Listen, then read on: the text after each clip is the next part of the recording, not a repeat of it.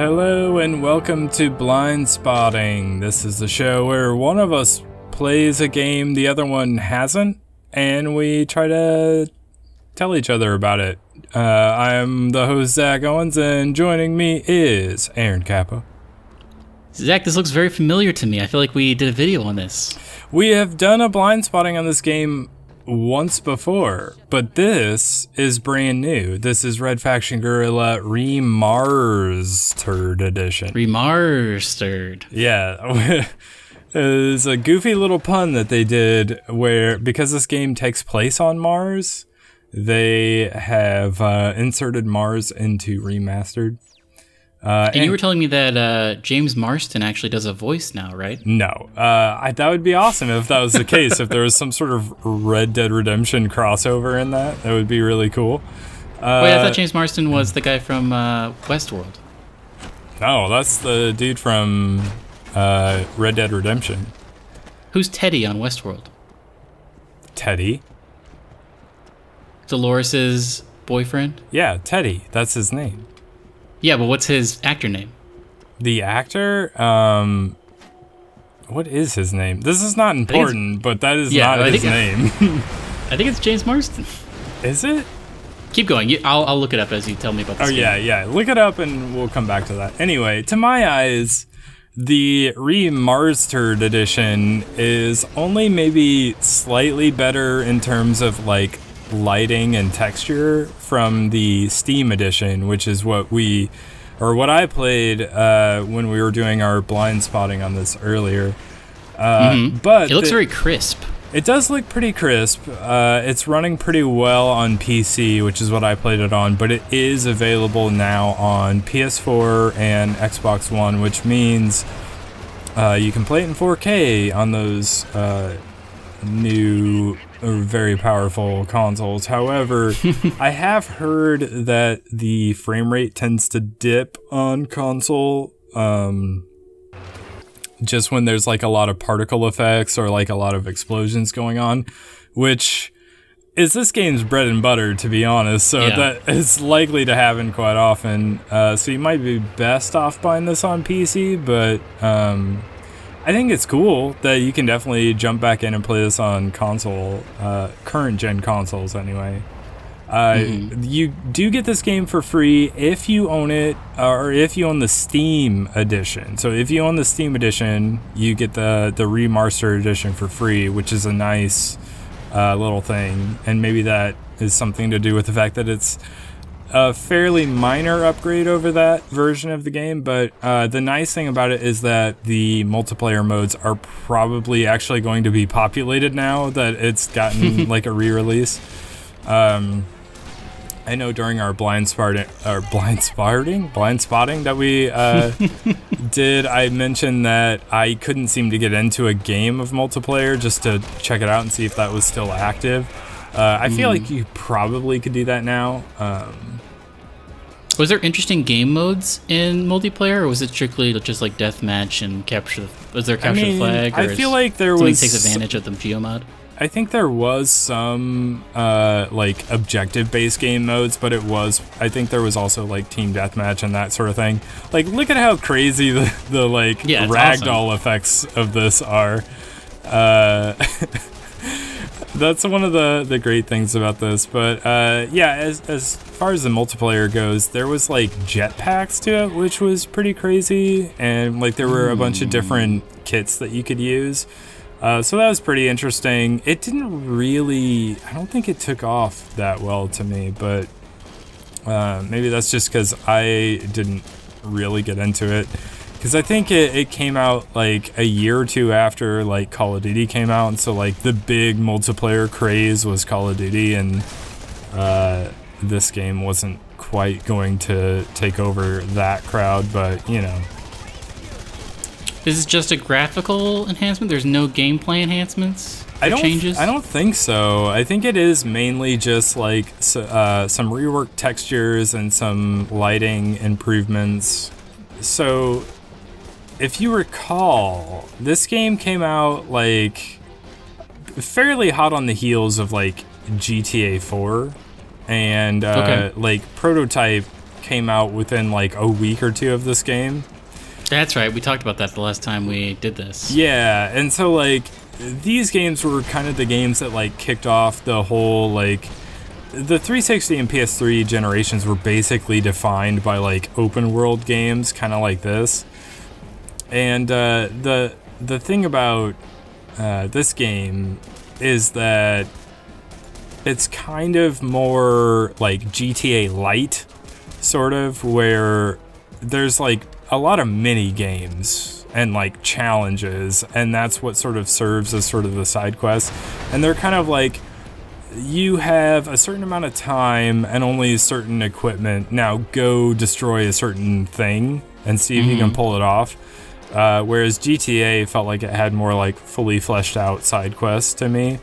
That's why I say it's like GTA Light, but story is not like the main driving force for this game, because the basic thing of it is that you have like, I want to say 3 sections, like 3 zones that you have to basically take control of. And so the bad guys are the EDF, the Earth Defense Force, and they're kind of this like terrible regime basically. And so what you're trying to do is go in and as you destroy EDF property throughout the zone, you lower their influence over the zone, and that increases morality with your group. And so, yeah, basically you're trying to make sure that their influence is set to 0 and your morale is set super high. Oh, and another weird thing, like you see me, I'm editing the settings right now, and it's because for whatever reason, maybe it's because it's like kind of old school at this point, but like weapon zoom, like when you go to aim, is not tied to the right click if you're on PC, and it's not tied to the left trigger if you're on console. So you have to manually go in and switch that, because I think it's tied to like melee or something weird like that. What? Yeah, it's like really weird old school like control settings. So that's something you're definitely gonna want to go change, just because they didn't modernize the control scheme for 2018 when they did this remaster. So it does feel a little bit wonky. Just I don't know. Like I think you have to hit the F button by default to zoom on PC, and it's like a click of one of the thumbsticks to zoom in, which is like, I guess maybe that's sort of the era, but whatever. Weird. Yeah, it's weird, but I feel like the fact that they have released this remaster of this game is maybe this is just me being hopeful, but maybe this is just them testing the waters to see what the player base is looking for. If this sells well, do you think they're gonna go ahead and make another like Red Faction Guerilla style game? I don't know. I mean, geo-mod has always been interesting to me, and this looks like a solid engine now that it's been remastered to 4K. So, I mean, as you were playing this and talking about multiplayer, I was like, oh, I wonder what kind of battle royale you could get where everyone can destroy, like a battle royale where you can dig into the earth and like affect the landscape is interesting to me. Yeah, it has not been done yet. Yeah, that would be very interesting. Playing this game again does definitely make you wonder, like, why in the years after this game was released did they not keep going with like the destructible environments? Like Battlefield is honestly the only game that I can think of that still does them. Well, I mean, for non-multiplayer, for like narrative games, it definitely makes it a little more difficult to tell a story if the player can just like decide to demolish an entire complex, and there's not exactly like, you can't really do like running down corridors if like you can just turn and anything becomes a door. But for multiplayer, I think that's a great idea. And interestingly, I guess that's probably where the next Red Faction game went wrong, where they like Red Faction Armageddon was like set almost entirely in caves, and it did feel a lot more like a corridor, like third-person shooter, which is the exact opposite of this game, which is like open world, and it's all about like destructible environments. And so I think that's why that game didn't do as well. I mean, granted, like this game is very like of its generation, where it's like it is set on Mars, so you expect it to have sort of a red tint to everything, but it's like that muddy brown overlay to everything, so it doesn't look all that pretty. I was gonna say, like, looking at still images or even like some video of this game isn't gonna do it justice. You kind of do have to like actually jump in and play it, because the fun of it is that like sandbox, that open world where you can literally just run around and every single building is destructible, and it has like these insane ragdoll physics, and it's very good about like you can identify what like a load bearing wall is, and like you can throw an explosive on that, and when you detonate it you can expect that it's going to act the way you would expect it to, and it's going to collapse under that, which is very cool. And it is a little bit floaty, like you just run around super fast and you can jump like crazy. But all of that is just like so much fun. Like, I kind of don't even care that the story, like, I couldn't honestly tell you what the story is to this game, because it's just not important. What's important is how much fun you have, like, running around and destroying everything. It's kind of like in GTA, a lot of the fun of that game is not necessarily, like, playing through each of the story missions. It's in the sort of messed up fun that you can have, just, like, driving around, jumping in a car, or, like, just, you know, running around doing crazy things in that world. This game is that, but also everything is destructible. I have a question for you, Zach. Are you interested in those Just Cause games? Because I see a lot of similarities. Really? Yeah, there's a lot of destructible environments in those, and you're sort of just running around. I think a main focus of the gameplay in Just Cause games is very similar, where you're destabilizing a bad regime by destroying complexes and raising morale for people. But I don't think it's like as in depth of crazy physics, but it definitely is like going to a complex, throwing mines around and making giant explosions. I need to see more of that game. I am interested in those games. I've always heard good things about them, and I've always been interested, but for whatever reason, I've just never gotten around to playing any of them. I'm very curious about Just Cause 4, especially because they seem to have crazy, like, weather effects going on in that game. Yeah, that's like the main thing that's different from Just Cause 3. Yeah, so I'm very curious to see what that game ends up being like, but, something tells me it's not going to be quite like this. But yeah, I would totally play one of those games. I might actually pick up Just Cause 4 and check it out. Though the other thing is that this game seems to run at a pretty steady frame rate, at least on PC. And in my mind, when I remember the old 360 version that I played at launch. But so it wasn't just like destructible environments, it was like very smooth gameplay as well. And from like, maybe it's just my impression of some of the trailers that I've seen almost don't look like they're pulling that off, but maybe they do, and I just have to wait and see. The shooting looks really tight. Yeah, the shooting's pretty good, which is why I kind of am curious to check out some of the multiplayer modes. If anybody's watching this and you are a fan of the multiplayer modes, like, leave us a comment, let me know, because I'm very curious about those, because I do remember playing the beta for this game back on the 360 PS3 generation, back in the day before Red Faction Guerilla ever actually came out. And I liked those game modes enough that I actually thought this was going to be like my next big multiplayer game. but then I got super into different games and never actually ended up playing the multiplayer for this game at all. So, is it something that I should jump in and play? I don't know.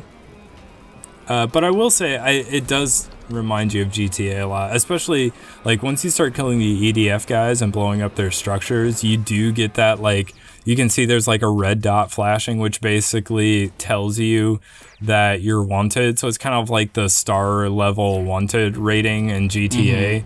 And so at this point, I need to book it back to my safe house to avoid just a huge firefight with the EDF. And they do overwhelm you pretty quickly. So you have to be careful about that, but also you have to be careful when you're destroying the buildings around you, because they will collapse on top of you and kill you. That happened to me a couple of times because I was standing in not very ideal locations while I was destroying pieces of a building, and it landed on me and killed me. But is this a game that you would play? Maybe. It reminds me of a game I was really into. I rented one, like I say that, but I rented it one weekend and played it a bunch and then never played it again. Have you ever played any of the Mercenaries games? I do remember Mercenaries 2 was like a huge deal when it came out, but I never played it. Mercenaries, Just Cause, and this also share similar DNA in that it's like you're going into a situation, you need to destabilize a regime and boost morale, and the way you do that is going to like military encampments and just like going buck wild. And there's not as much like explosions. I feel like Mercenaries was more like vehicle and weapon focused, and Just Cause is more insanity, like explosion focused, and this is more, I guess there's an explosion in this, but I don't know, if this was like, I could see getting really into like custom multiplayer modes. Like if there was a multiplayer thing where it's like hammers only, that would be cool, or like mines only, that would be interesting. Yeah, I'm curious about that. That would actually be really interesting. But yeah, I mean, I would pick this up. This seems like something I would more want to play on PS4, and just kind of like lay back and mess around and just like mess stuff up. That one of the best parts of this game is not even like doing the main story missions. It's just literally running around and blowing things up and doing whatever you want in this big open sandbox. Have you ever played the Saints Row games? Because the developer of this was Volition, and they also did the Saints Row games. Yeah, this does look like Saints Row. I only played the crazy one where you're in the Matrix. Was that 3? I think it's 4, actually. I have not played any of those games. 4 was great. I mean, I think it would have been slightly better if I had played 3, because I think it's the same map from 3, but they just like made it crazy. It was very fun because the comedy was just like real off the wall, and they could do a lot of insane things because you were basically in a simulation. Like, one of your partners in that game is just Keith David playing himself. And he just hangs out, and you just like hang out with Keith David, which is amazing. But yeah, it's great. I love Saints Row, based on one game. I do keep wondering if some of those properties are going to come back, because I want to say THQ Nordic, maybe because the Volition went away, basically. And so there was a time where we were afraid that none of these games that they had made were ever going to be remade or remastered or ever come back, for new generations. But it seems like with the re-MARS-tered edition of this game, that maybe they will come back. So I would definitely be interested in another Red Faction game, especially if they do one that's like this, that's like sort of a GTA light open world game that emphasizes the destructible environments. So I would definitely play one of those. I would be curious to see another Saints Row game as well. But yeah, I definitely think you should pick this game up. If you never played it on 360 or PS3, you should definitely pick this up for PS4 or Xbox One. It was on sale during the Steam sale, so I would definitely encourage you to check that out. It may not be on sale anymore, but I want to say it's like $30 maybe, which is not bad. Yeah, it's not bad. And I had so much fun playing this game. It's one of my fondest memories of the 360 generation. So yeah, this is Red Faction Guerilla re-MARS-tered edition. That guy's name is James Marsden. It's not. I can't remember his actual name, but it's not James Marsden. If there was a name editor, I would definitely call him James Marsden. But anyway, goodbye. Goodbye.